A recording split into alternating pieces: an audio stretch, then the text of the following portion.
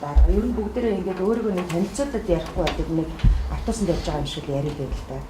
Тэгээ юу гэж одоо бидний одоо хамгийн санаа зовоож байгаа хэцүү тулгамдаад байгаа асуудал юу вэ гэхээр одоо манад дүүрэгтүүд юу мэдэрдэг вэ гэхээр ерөөсөө нэг иргэдээ өөрсдийнхөө оролцоо чухал гэдгийг мэдрүүлэхэд аягүй хэцүү юм билээ. Тэгээ одоо нэг иргэдтэйгээ ингээд юм ярилцъя, санаа оноог нь асууя. Одоо энэ дээр бол таны санал хэрэгтэй байх шүү гэдэг инхээр нөгөө иргэд маань ерөөсөө нэг тэр нэг одоо саналаа хэлэх энэ төр бол тэр дуртай биш.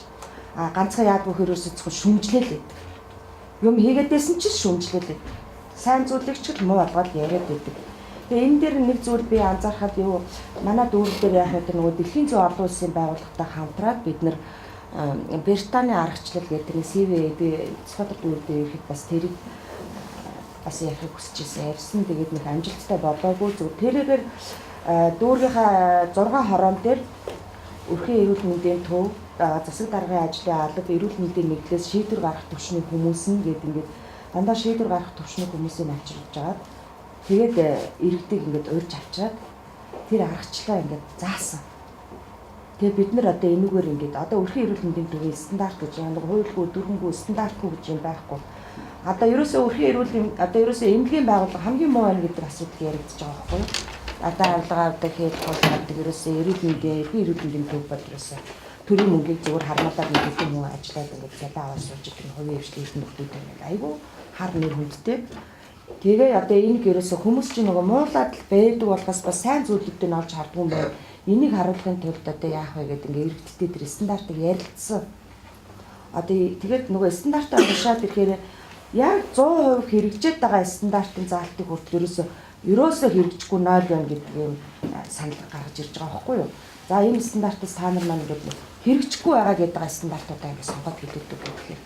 За тэгэн гут нь нөгөө эрүүл мэндийн төвийнх нь одоо дарга нь одоо энэ бодол яг ингээд бүгд яг бидний хэрэгжчихсэн ингээд баримт чадлага юм гаргаад хэрэгжихгүй байгаа зүйлүүдээ яагаад хэрэгжүүлж чадахгүй байгаа зовлон бэрхшээлээ яриад тэгээ одоо за бүр хэрэгжүүлж болохоор зүйлүүдээ хэрэгжүүлэхгүй бас байдаг юм байна. Өөрснөө олж авахгүй анхаардгүй. Зарим эмгэгүүд нь одоо бүр тийм стандарт байдгаа ч мэдэхгүй тийм ажилтнуудтай байсан. Тэгээ энэ хүмүүс маань за ямар ч үсэн нэгдүгээр ташаа мэдээлэл залруулж авч ирсэн. За хоёрдугаарт нь болохгүй байгаа зүйлийг болгохын төлөө бүгдээ нэг хамтарсан төлөвлөгөө нөгөө удирдлагын түвшний шийдвэр гаргах түвшний хүмүүсүүд чинь шууд нэг иргэдтэй амлалтаа өгч байгаа. Тэгээ иргэдтэйгээ хамтарсан ингэ 6 сарын 7 сарын хийх ажлын төлөвлөгөө гаргаад тэгээд тэрийг ингээд иргэдийн нийтийн хурлын дарга нь одоо тэр оролцсон иргэдээс нь ингээд өөрснөө сайн би наатар чинь хамтах юм.